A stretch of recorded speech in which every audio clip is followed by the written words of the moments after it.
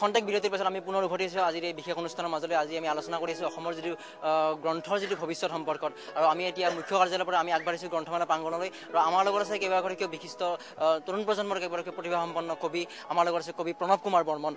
অসমত গ্ৰন্থ নচলে বুলি যিটো অভিযোগ প্ৰায়ে তোলে প্ৰকাশকসকল বা কিছুমান মানুহে, এইটো মই মানে মানি নলওঁ। এইটো এটা ভুল অভিযোগ। অসমৰ মানুহে যথেষ্ট কিতাপ পঢ়ে, মোৰ ধাৰণা। মইতো নতুন লেখক, মোৰেই যথেষ্ট কিতাপ, মোৰ কিতাপো যথেষ্ট চলি আছে। মই মানে কি এইটো গৌৰৱ কৰি কোৱা নাই। মোৰ নিচিনা তৰুণ লেখকৰ কিতাপ চলিছে যিহেতু, নিশ্চয় আমাৰ আৰু মোতকৈ ভাল লেখক বহুত আছে অসমত, তেওঁলোকৰ কিতাপ কিয় নচলিব। মূল কথাটো হৈছে কি প্ৰকাশকসকলৰ প্ৰমোচন, যিটো প্ৰমোচন হ'ব লাগে কিতাপত, বিদেশৰ কিতাপবিলাক যি ধৰণে প্ৰমোচন কৰা হয় আমাৰ ইয়াত সেইটো কৰা নহয়। এইটো এটা মূল আমাৰ সমস্যা। বহুত পাঠকে গমেই নাপায় কোনখন কিতাপ পঢ়িব লাগে বা কোনখন পঢ়িবলগীয়া কিতাপ। আৰু তাৰ লগে লগে লেখকৰো কিছু আমাৰ অভাৱ আছে যে পাঠকে বিচৰা ধৰণৰ কিতাপ হয়তো আমি দিব পৰা নাই পাঠকক। পাঠকে কিতাপ কিনে, এইটো যিটো অভিযোগ কৰে কিতাপ নিকিনে বুলি, এইটো ভুল অভিযোগ আৰু ভুৱা অভিযোগ। এইটো এটা মোৰ ইমান গদ্যৰ সাধনা নাই বা সেই পৰ্যায়লৈকে যাব পৰা টেলেণ্টো নাই। তথাপি এটা নতুন ষ্টাইলত নতুন ধৰণে লিখিব বিচাৰোঁ। ভাষাক মই ঠিক যিটো শব্দক বেলেগ ধৰণে মই ব্যৱহাৰ কৰিব বিচাৰোঁ। হয়তো কেতিয়াবা তাৰ কাৰণে মই সমালোচিত হওঁ। বহুতে অভিযোগ কৰে প্ৰণৱে ভাষাটো বেয়া কৰি পেলাইছে এনেকৈ। কিন্তু মই ভাবোঁ যে যিটো পাঠকৰ মুখৰ ভাষা, মানুহৰ মুখৰ ভাষা, মই সেই ভাষাটোকে ব্যৱহাৰ কৰোঁ আৰু কিছু ষ্টাইলিছভাৱে ব্যৱহাৰ কৰিবলৈ মই চেষ্টা কৰোঁ। মন্দিৰা গগৈ কবিতা গ্ৰন্থ প্ৰকাশ কৰিবলৈ আগবাঢ়িছে, গতিকে গ্ৰন্থ প্ৰকাশ কৰাৰ এই যিটো অনুভৱ, তেওঁ গ্ৰন্থ প্ৰকাশ কৰি আচলতে কি বুজাব বিচাৰিছে বা তেওঁ সমাজক আচলতে তেওঁ গ্ৰন্থৰ জৰিয়তে কি দিব বিচাৰিছে, আমি জানিবলৈ প্ৰয়াস কৰিম মন্দিৰা গগৈৰ পৰা। মই একেবাৰে নতুন কবি।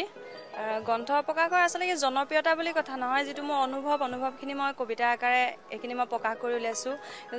মানে আজি বৰ্তমান সমাজত মানুহখিনিয়ে যি ধৰণৰ কবিতা বিচাৰে বা যেনেকুৱা এতিয়া প্ৰণৱ দাইটো কৈ গ'লে সেইখিনি কথা, কিন্তু মানে কি মই জনপ্ৰিয়তা বুলি কথা নহয়, যিখিনি ভাৱ মনলৈ আছে সেইখিনিকে লিখি প্ৰকাশ কৰিছোঁ। পাঠকে কিদৰে আদৰি লয় তাৰ সময়ত গম পাম। আমি জানিব পাৰিছোঁ যে একাদশ গ্ৰন্থমেলাত, একাদশ যি উত্তৰ পূব গ্ৰন্থমেলাত যথেষ্ট সংখ্যক পঢ়ুৱৈ ভিৰ দেখা গৈছে, গ্ৰন্থ বিক্ৰীৰ ইতিবাচক সঁহাৰি দেখা গৈছে। এই ক্ষেত্ৰত আমি প্ৰত্যক্ষভাৱে মন্তব্য জানিবলৈ প্ৰয়াস কৰিম অসমৰ এটি অম্ৰান্ত প্ৰকাশন প্ৰতিষ্ঠান চন্দ্ৰপ্ৰকাশ, আৰু সেই চন্দ্ৰপ্ৰকাশৰ স্বত্বাধিকাৰী ৰাজেন্দ্ৰ মোহন শৰ্মাৰ পৰা তেওঁ এই ক্ষেত্ৰত কি মন্তব্য আগবঢ়াব খোজে। এইবাৰ উত্তৰ পূব গ্ৰন্থমেলা আৰম্ভ হোৱাৰ পৰা আটাইতকৈ পঢ়ুৱৈৰ সংখ্যা বা গ্ৰন্থমেলাত মানুহৰ ভিৰ এইবাৰে আটাইতকৈ বেছি, আৰু এইবাৰ কিতাপৰ বিক্ৰীও হ'ল ভাল। আৰু এনেও এই বছৰটোত আমি 31 ডিচেম্বৰৰ ভিতৰত 200খন গ্ৰন্থ প্ৰকাশ কৰি উলিয়াম বুলি প্ৰতিশ্ৰুতি দিছিলোঁ, আৰু যোৱাকালি আমাৰ 4খন গ্ৰন্থ প্ৰকাশ হৈছে। ইয়াতে তাৰে 3জনে নতুন লিখক।